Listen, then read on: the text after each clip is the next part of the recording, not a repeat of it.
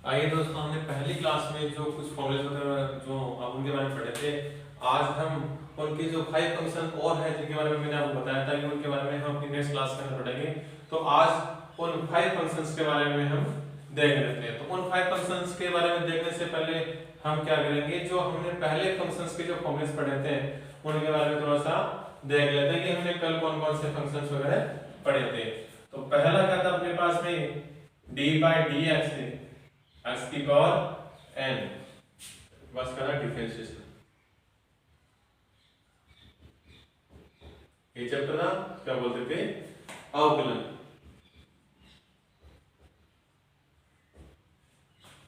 तो पहला फॉर्मूला जो हमने पढ़ा था d/dx x की पावर n क्या था, n x की पावर n माइनस 1। इसके बारे में हमने स्टडी की थी। उसके बाद सेकंड फॉर्मूला हमने पढ़ा था कि d/dx अगर मेरे पास में क्या हो जाए, x और n आपस में चेंज हो जाए, जो कोएफिशिएंट नंबर है और जो वेरिएबल है वो आपस में अपना प्लेस चेंज कर लेते हैं।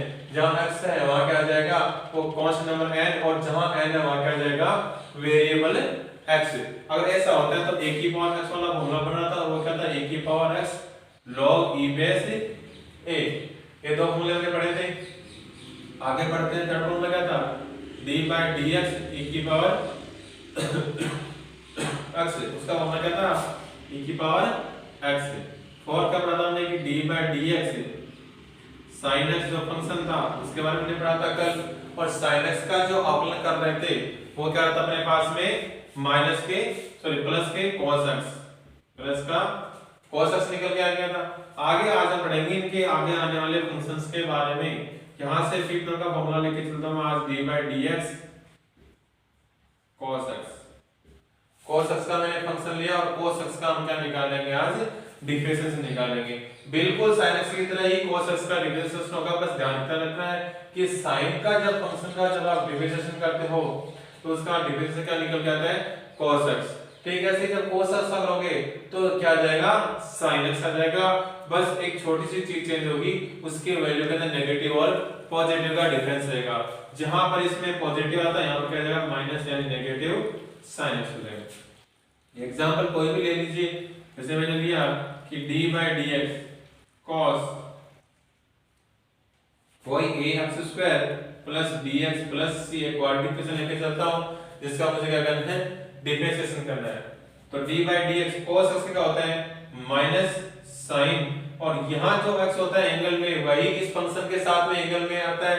तो ठीक ऐसे ही cos के साथ में जो एंगल में है वही एंगल किसके साथ में आ जाएगा, इस sin के फंक्शन के साथ में। तो ax square plus bx plus c into, फिर मैंने ये भी कहा था कि फंक्शन का होने के बाद में अगर कोई वेरिएबल जिस फंक्शन के रिस्पेक्ट में डिफरेंशिएशन करते हो और अगर वही वेरिएबल उस फंक्शन के एंगल में अगर वेरिएबल आ जाता है तो उसके एंगल का भी क्या होगा, डिफरेंशिएशन होगा। तो यहां से मेरे पास में d/dx ax square plus bx plus c का भी क्या हो जाएगा, डिफरेंशिएशन हो जाएगा। यहां से करूंगा तो मेरे पास में minus sin ax square plus bx plus c रहेगा। साथ में क्या होगा कि d/dx ax square plus d/dx bx plus d/dx और c, ये चीज अपने साथ में आ जाएगी। अब इन तीनों का क्या होगा, अलग अलग डिफरेंशिएशन हो गया। तो मेरे पास में इक्वल्स टू में minus sin ax square plus bx plus c into d/dx कर रहे हो तो अलग अलग वेरिएबल का अलग अलग कर रहे हो। तो यहां से a तो क्या निकल गया मेरे पास में, कांस्टेंट वैल्यू, तो a तो क्या रह जाएगी, बाहर रह जाएगा, और d/dx x स्क्वायर बन जाएगा। प्लस ऐसे क्या है, b भी मेरे पास में कांस्टेंट है, d/dx और x लग गया प्लस d/dx और c क्या यहां पर कांस्टेंट है, क्या है, कांस्टेंट। और मैंने क्या कल क्या बताया था कि कांस्टेंट जो होता है d/dx और कांस्टेंट उसका डिफरेंशिएशन हमेशा क्या आता है, जीरो निकल गया। क्या निकल के आएगा, जीरो निकल गया। इसका मतलब यहां से minus sin ax square plus bx plus c into 2ax बन जाएगा ये, और ये b बन जाएगा प्लस, यहां से क्या निकल के आ जाएगा, जीरो वैल्यू निकल जाएगी। तो यहां से minus sin ax square plus bx plus c into 2ax plus b बन जाएगा, क्योंकि जीरो किसी भी नंबर में ऐड करो वही नंबर आएगा और 0 आपका वहां से लेफ्ट हो जाएगा। तो यहाँ से -2ax plus b into sine ax square plus bx plus c, ये किसका डिफरेंशिएशन निकल गया क्या, d बाय dx जो फंक्शन cos है उसका प्लस उसके साथ में एंगल में जो वैल्यू दे रखी है उसका हमारे पास में डिफरेंशिएशन निकल के आ जाएगा। आप ऐसे बहुत सारे एग्जांपल ले सकते हो जिसमें cos के अंदर अपने पास जरूरी नहीं कि क्वाड्रेटिक इक्वेशन दे रखी हो, अगर और भी अपने पास इक्वेशंस में करेंगे उनके अंदर क्वाड्रेटिक इक्वेशन के अलावा कुछ वेरिएबल आएंगे रूट के साथ में, कुछ अलग फंक्शंस भी आएंगे, उनका अलग लेकर के आप डिफरेंशिएशन कर सकते हो। ऐसे ही मैं एग्जांपल एक और लेकर चलता हूं, देखो आपका कि d by dx इतना चीज दूंगा कि cos √2x की पावर 4 का डिफरेंशिएशन करना है, √2x की पावर 4 का। तो चेंज बस इतना जानना है कि पहले तो cos फंक्शन का आपको क्या करना है, डिफरेंशिएशन। तो cos का तो क्या होता है माइनस sin x, तो माइनस sin और एंगल में जो है वो साथ में रहता है √2x की पावर और इनटू d by dx और √2x की पावर 4 का क्या करोगे, डिफरेंशिएशन करोगे। तो इसके अंदर जो जिस वेरिएबल के साथ में डिफरेंशिएशन हो रहा है वो वेरिएबल तो आपको अंदर रखना है, बाकी जो वैल्यू रह जाएगी आपकी क्या होगी, कांस्टेंट रहेगी। तो यहां से √2 तो क्या हो जाएगा, बाहर ले लो, तो √2 पहले ले लेंगे, फंक्शंस के पहले ले लेंगे क्योंकि कोएफिशिएंट कांस्टेंट जो वैल्यू होती है, कोएफिशिएंट जो होते हैं वो हमेशा फंक्शंस और वेरिएबल के सबसे पहले आ जाएंगे, स्टार्टिंग में तो वही नंबर आते हैं अपने पास में। तो √2 sin √2 x की power 4 into d by dx x की पावर 4, तो यहां से -√2 यहां पर लिख लीजिए, यहां लिख देता हूं, तो क्या जाएगा इक्वल्स टू में -√2 sin √2 x की पावर 4 इनटू x की पावर 4 क्या बताया था मैंने, x की पावर n से, यहां देंगे d by dx x की पावर n का जब डिफरेंशिएशन कर रहे थे तो वैल्यू क्या निकल के आ रही थी, n इनटू उसकी पावर n - 1, यानी पावर में से एक को कम करना है और वो जो पावर थी पहले वाली उस पावर को उस नंबर से मल्टीप्लाई कर देना। तो यहां से क्या बन जाएगा 4x की पावर 3। तो यहां देखो यहां पर भी 4 कोएफिशिएंट है और ये √2 भी क्या है, कोएफिशिएंट है, दोनों कोएफिशिएंट है, लेकिन यहां पर कोएफिशिएंट फंक्शन और वेरिएबल के पहले आ रहा है लेकिन यहां पर पहले नहीं आ रहा। इसका मतलब आप ये मत सोचो कि सर यहां पर वेरिएबल और वेरिएबल के पहले आ रहा है, तो इसके आगे वेरिएबल नहीं है। तो वेरिएबल और फंक्शन के सबसे पहले क्या आता है अपने पास है, कोएफिशिएंट्स रहते हैं। तो यहां से क्या बन जाएगा -4√2 और x की पावर 3 sin √2 x की पावर 4, तो किसका डिफरेंस निकल गया, d by dx और cos √2 x की पावर 4 का जब डिफरेंस करेंगे तो वैल्यू मेरे पास में निकल के आएगी -4√2 x की पावर 3 sin √2 x की पावर 4। ये अपने पास में इसका सॉल्यूशन निकल के आ जाएगा। तो एक फंक्शंस के आप बहुत सारे एग्जांपल ले सकते हो, जब आपके पास एक क्वेश्चन निकल गया तो आप उसे देखोगे कि सर आपने जो बताया था उससे थोड़ा सा इजी वे में मिलेगा। मैं आपको एक हाई लेवल क्वेश्चन की तरह आपको उसको लेकर चलूंगा, आप बेसिक से अच्छी समझ सके। आप चाहो तो इसके अंदर और भी क्वेश्चन ले सकते हैं, जैसे मैंने लिया कि d by dx cos x की पावर 1/2, या इसमें से लिख सकता हूं d by dx cos √x, ये तो कर सकता हूं। बात एक ही है, पावर का 1/2 होना या फिर उसका रूट होना दोनों बातें एक ही होती है।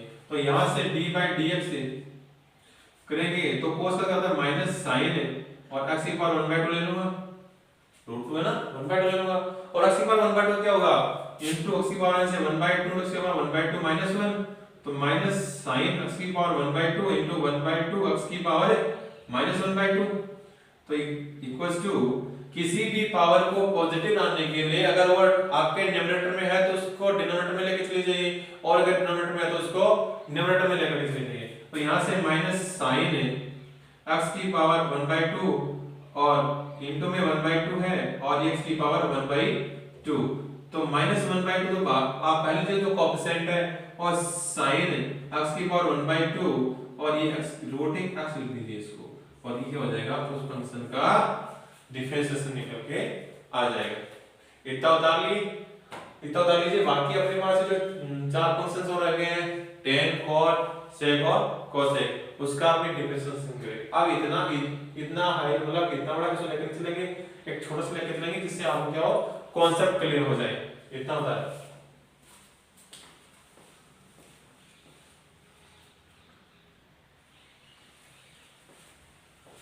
आइए दोस्तों, अब आगे और बढ़ते हैं। अपने पास में दो फंक्शंस हैं, उनके बारे में डिफरेंशिएशन कर लिया, और अब हमारे पास जो चार फंक्शंस हैं उनके बारे में और कर लेते हैं।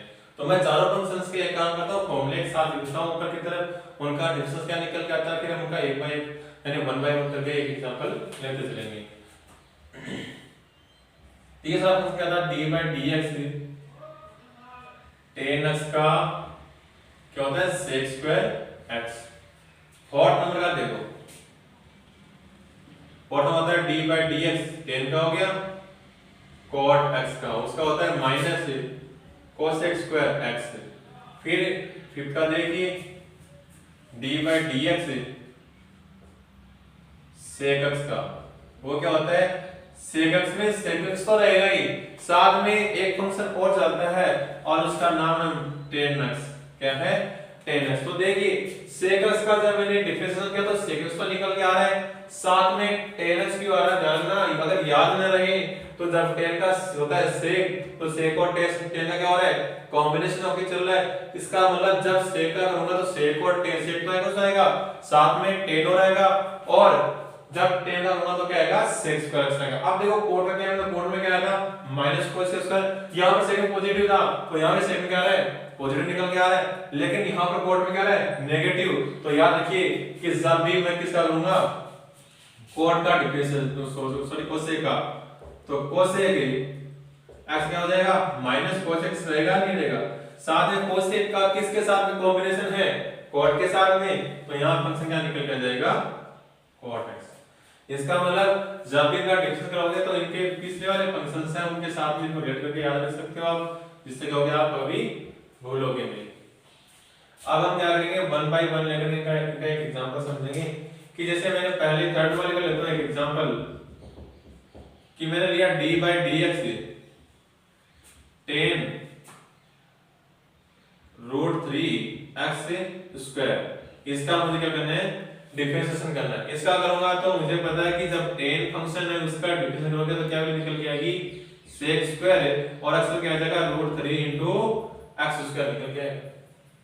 तो यहां से d/dx फिर इसका √3 * x² का भी तो होगा अवकलन डिफरेंशिएशन, तो √3 तो कांस्टेंट होता रहेगा बाहर, और sec² √3 x² d/dx और x², तो √3 sec² √3 x² इनटू इसे क्या बन जाएगा 2x, किससे d/dx x की पावर n से क्या होता है nx की पावर n - 1 हो जाएगा यहां से।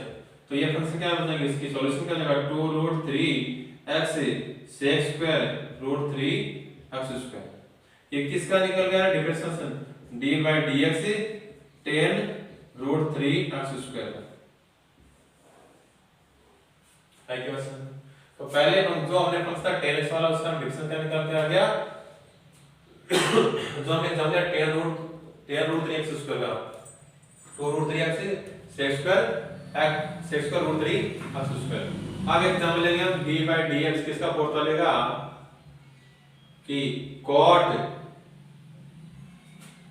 7x⁴ इसका करोगे तो cot का तो क्या होता है माइनस cosec² x का 7x⁴ हो जाएगा ये, तो फिर क्या d/dx और 7x⁴ का 7 5 ले बाहर ले लीजिए, तो बाहर लोगे तो सबसे पहले आ जाएगी कोएफिशिएंट, तो -7 cosec² 7x⁴ इनटू ये d/dx x⁴, तो यहां से हमारा -7 cosec² 7x⁴ इनटू 4x�3, तो यहां से कितना बन गया माइनस तो आ जाएगा, फिर ये 4 कोएफिशिएंट है साथ में 7 का कोएफिशिएंट है, तो 7 4 जा कितने होते हैं 28, 7 और 4 को मल्टीप्लाई तो क्या करोगे 7 4 जा 28 cosec² और 28 तो लोगे साथ में वेरिएबल भी था ये 28x⁴ और 7x⁴, ये निकल के जाएगा उसका डिवीजन किसका cot 7x⁴ का।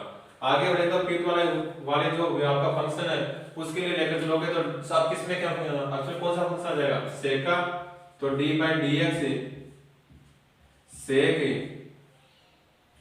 √3 x² प्लस 4x ले लेता हूं, तो इसका करूंगा तो देखो क्या हो जाएगा sec का तो क्या होता है पहले तो सेक भी है, सेक अक्स क्या एंगल में √3 x की पावर 4 प्लस 4x इनटू 10 भी दे रखा है 10 √3 x की power 4 plus 4x into d/dx।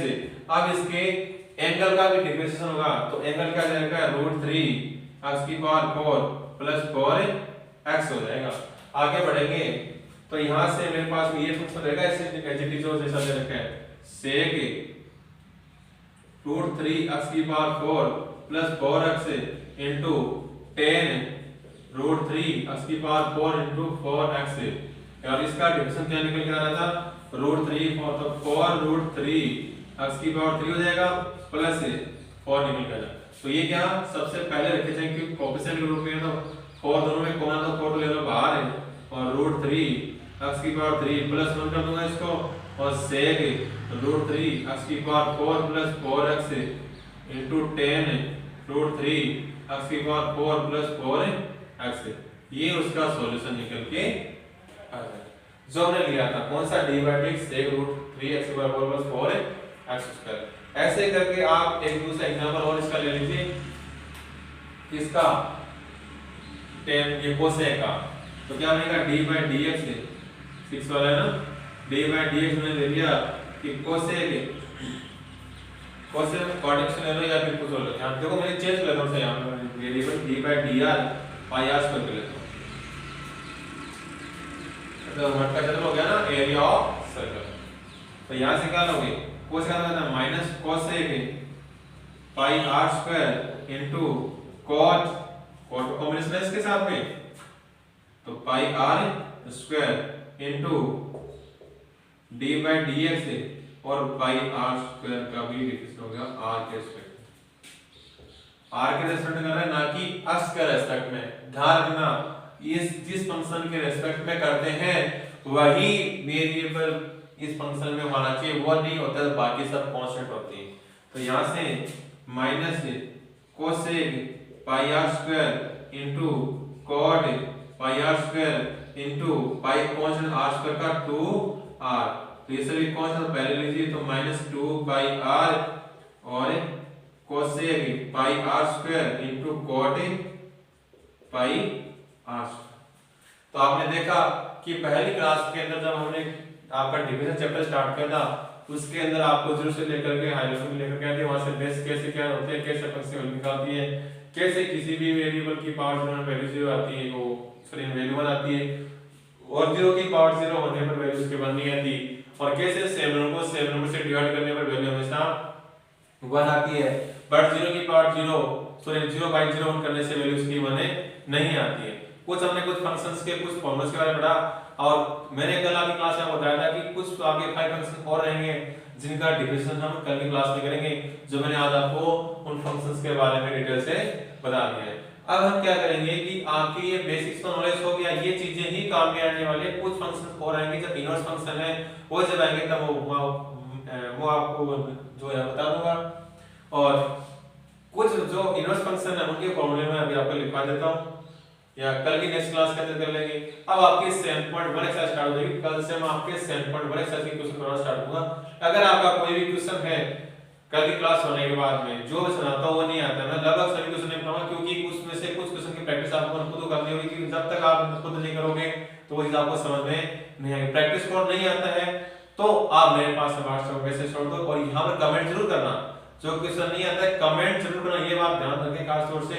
और जो भी वीडियो आप देखो उस वीडियो को लाइक कीजिए और कमेंट और कीजिए कैसा लगा आपको वीडियो, जो क्वेश्चन है उस क्वेश्चन को भी आप मुझसे मालूम करना देखिए सर ये क्वेश्चन मेरे समझ में नहीं आ रहा है और साथ में उस क्वेश्चन की जो पेज जो फोटोज वगैरह है वो आप मेरे पास से व्हाट्सएप पर सेंड कर सकते हो। मैंने आपको कभी व्हाट्सएप नंबर दे दिए, आज मैं फिर से मेरा व्हाट्सएप नंबर लिख देता हूं, आप उस पर सिर्फ मैसेज करना है, आपको कॉल नहीं करना है। 8290709919 कॉल उसी सिचुएशन में करें जब बहुत ज्यादा इमरजेंसी हो जाए आपको कि नहीं सर मैं ऐसे नहीं समझ पा रहा हूं तो आप मुझे तब आप मुझे कॉल कीजिए, मैं आपको समझाता हूं आपको कॉल के ऊपर। यहां पर आपको फ्री ऑफ कॉस्ट क्लासेस मिलती रहेगी जहां आपको बेसिक से लेकर के स्टैंडर्ड लेवल तक लिया जाएगा आपको। तो समझ में क्या है आपको कि जहां इतनी मोटी किस वजह से वहां की आपको पढ़ने की कोई भी जरूरत नहीं है और कुछ सिलेबस गवर्नमेंट ने कम कर दिया तो 12th क्लास के अंदर आपको और बेनिफिट मिलने वाला है। तो आज की क्लास में बस इतना ही, कल से आप क्वेश्चन कर जाएंगे और इनवर्स फंक्शन है वो अभी आपको कल से इतनी क्लास, और आज के लिए बस इतना ही। धन्यवाद।